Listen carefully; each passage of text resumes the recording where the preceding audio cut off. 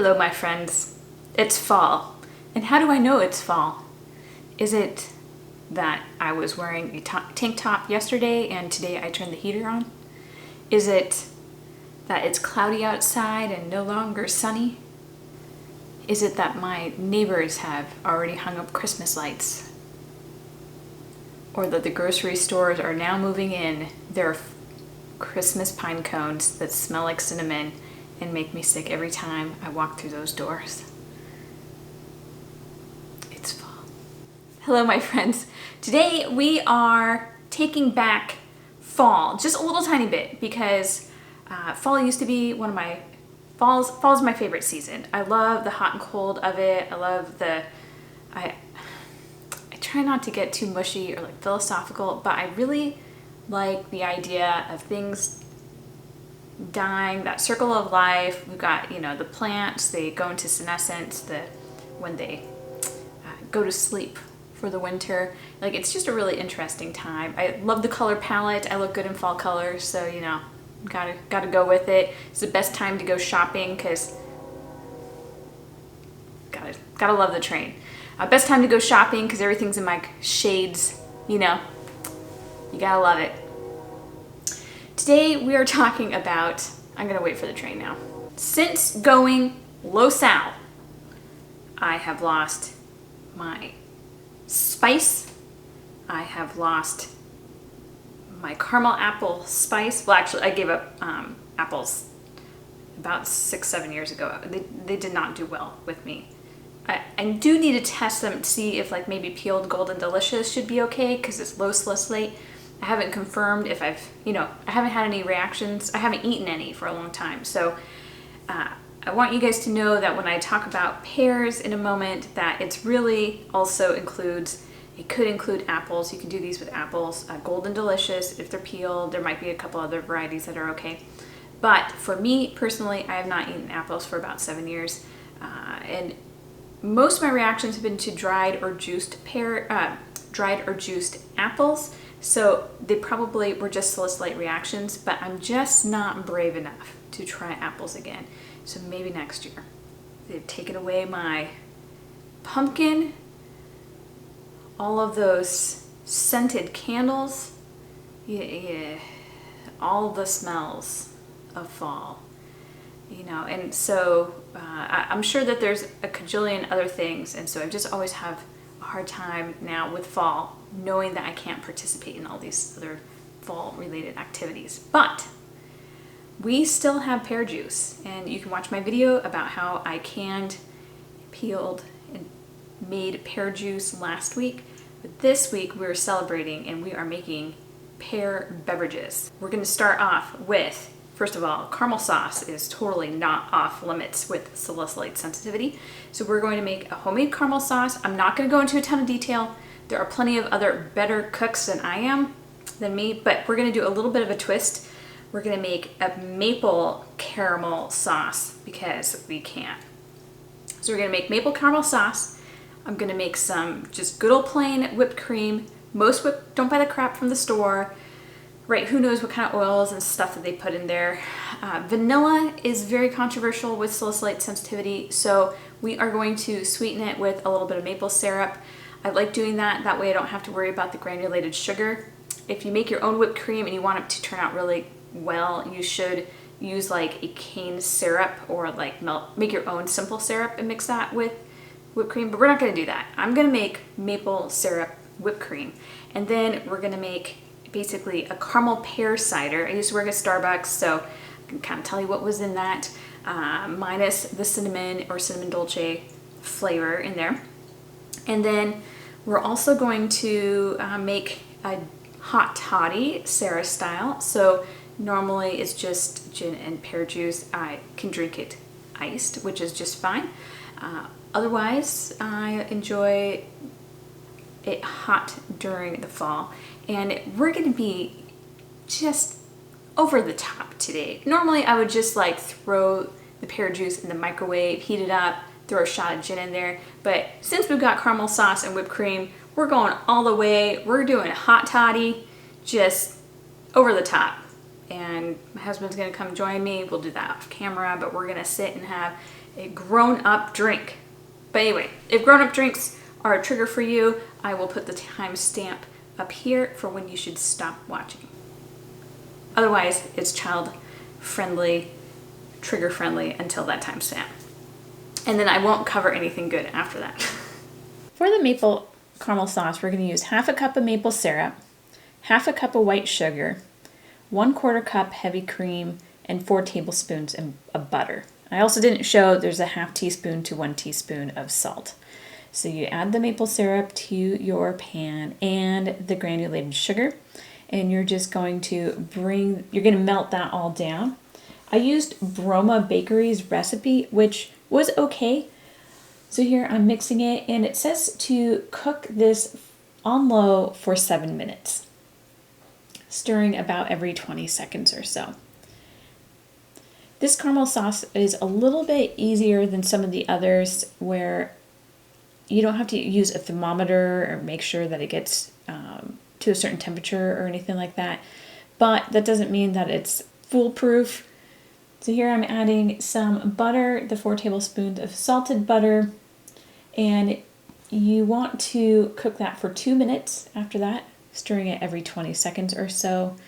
Once I got it mixed up, and of course you're watching this like 4 times speed, so it's going to look a little bit funny, but after your 2 minutes are up, then you're going to add the heavy cream and the sea salt, and you're going to continue to keep it at a low boil. Pour the heavy cream in slowly, and then you're going to cook it for an additional 5 minutes. So I only put a half teaspoon salt. I didn't want it super salty. The instructions I was following was not fantastic. It didn't say when to remove it from the heat. So I could have just kept stirring and stirring and stirring. So I finally removed it from the heat at the 18-minute, I think it was 18 minutes was when I removed it total. And it looks like it's thickening up. So hopefully it'll be just perfect. The caramel sauce, after I cooled it down in the refrigerator, I didn't want to wait for it to cool down naturally. So I threw it in the freezer so it would cool down pretty quickly. And now I'm spitting it out into a jar. It should last about 2-3 weeks. It should be fine in the refrigerator. I've heard that you can freeze caramel, so those are options. I don't know if this is gonna last 3 weeks, so I really won't be able to tell you more than it should be fine for about 3 weeks. We're gonna do a couple things. We're gonna make whipped cream. So we're gonna just put some maple syrup at the bottom and just some heavy cream. I don't have a carafe, like, one of those things you fill up, you shake, you put the nitrous oxide cartridge in there and then you shake it for beautiful whipped cream. If you can afford $90 for one of those, go get one. To me, I'm an introvert that doesn't host, so it seems kind of silly to spend that kind of money on a whipped cream canister. But I have a little cake decorating tip. So we're gonna just make the whipped cream using my magic bullet blender thing. So I'll do that, like if I want to mix it up with some chocolate sometimes. I'm gonna put it in a little like sandwich baggie, use this little sandwich tip, and that way we can get some fancy star-shaped whipped cream on top. So because you guys, I'm willing to get fancy for you. And I would normally put the caramel in like a bottle with like a, like a ketchup bottle or a mustard bottle or something like that, but I don't have anything like that, and I don't have any reusable bottles, so that might be something I might invest in the future. But just something with a tip so you can squeeze it out. That would be really a good idea. I'm gonna heat this up. So this is the pear juice. This was the one that I did not can in my last video. So it's borderline like pear sauce, right? I put a little bit of water in it, but there's a lot of pulp in here. So I'm gonna heat this up. I'm just gonna heat it up in the microwave because I'm not that fancy. So I'm gonna dilute it just a little bit, and then I'm gonna heat it up. You can, if you want, like if you have children and they're really so noisy out there today. If you have children and you know they don't like the pulp, you can strain it. I have one of these nut bags, nut milk bags, so you can buy these on Amazon. I have it in my directory, I'm pretty sure, but you can just strain the pulp out of there. So that's something you can do. So I'm gonna get this piping hot. Temperatures, kids are about 120 to 130 degrees Fahrenheit. Grown-ups, I would say probably between like 165 and 185 degrees. You can also be fancy like they do at Starbucks and heat it up on your home espresso machine. I have one of those back there, but I have a microwave, so you know. And of course you can always do it on the stovetop. And then just remember, if you're heating it up on the steamer, that the temperature will continue to rise after you stop it. So if you're trying to hit 130 for a kid, stop at about like 115, 120, and it will continue to rise a little bit after that. If you feel like your child has not had enough sugar, we're gonna put about a half a teaspoon of maple syrup, maybe up to a teaspoon, depending on how sweet your pear juice was, and you know, maybe it was a little extra diluted, it just needs a little bit more flavor. So drop a little maple syrup in there. Normally at Starbucks, they would get like a cinnamon or cinnamon dolce syrup at the bottom just for like that little spice and a little extra sugar, because why not? So then we're gonna fill it up with hot pear juice. Of course you can do this cold. It's fall though, let's do it hot. And then we're gonna top it with whipped cream and ooey gooey caramel sauce. And yes, it's really hard not to lick the spoon after you're done with this.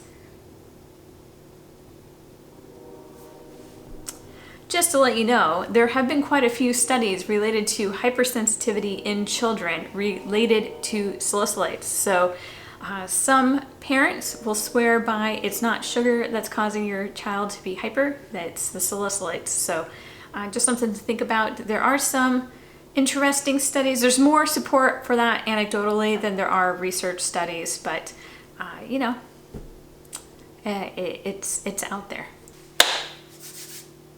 All right, now that the kids' drink is done, basically going to convert it to the grown-up drink. So the alcohols available for people with salicylate sensitivity is gin, vodka, and whiskey.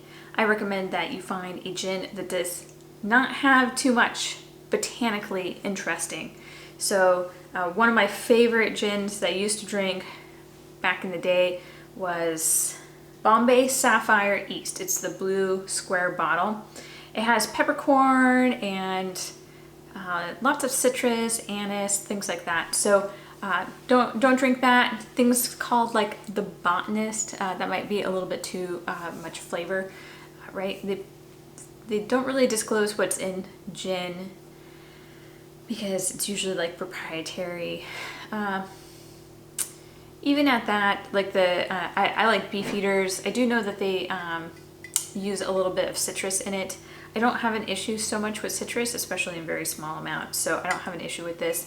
I also use Tanqueray. That one got finished off. We don't buy it very often. So those are both very clean, straight, plain tasting gins. They're very neat tasting. So that's what I prefer to drink. I don't have reactions to it. And you know, every once in a while I'll drink like a Canadian whiskey or something like that. But this is what I like. Normally I drink it straight. Sometimes I'll get fancy and I'll put some sparkling water in there. Sometimes I'll get really fancy and drop like a couple drops of lemon juice or lime juice, which used to be low. Lemon's been reclassified as high. Lime has kind of followed, even though it has not been tested in a lab recently. Again, a couple of small drops should be fine for most people. All right, so we're gonna start off with 1 shot of gin. These glasses I'm using are about 6 to 7 ounces, I think. So I'm gonna put in my hot pear juice. Now you can do it cold, but it's fall, so we are doing it hot today. And then after we fill that up, we're gonna leave a little bit of room for whipped cream. And of course, it's hot juice. The whipped cream is gonna melt a little bit. It's gonna go soft. It happens, it doesn't matter who you are. Your whipped cream is gonna melt a little bit. Drizzle it with the amazing caramel sauce. And now I've gotta take a break and have a grown-up drink with my significant other. Welcome back. I ended up taking quite a long break. The caramel sauce was delicious. The fall beverage was amazing. It was such a nice Saturday evening to just sit and relax and eat. I realized I did not have nearly enough protein or dinner today, so had a little salmon while I was off the camera, and I'm feeling much better now. But I hope you enjoyed this. I just don't get discouraged. We still have a fall trifecta. We have pears, caramel, and maple. And for some of you guys, you might be able to handle some apples. I'm not willing to test those quite yet. So just want you to feel inspired and go and have a great fall weekend next weekend, and you know, do something fun for yourself. So just don't buy any pumpkin scented candles. Ugh. Anyway, you can find me on Low-sal-life at Facebook and Instagram, and I will see you next week. Bye.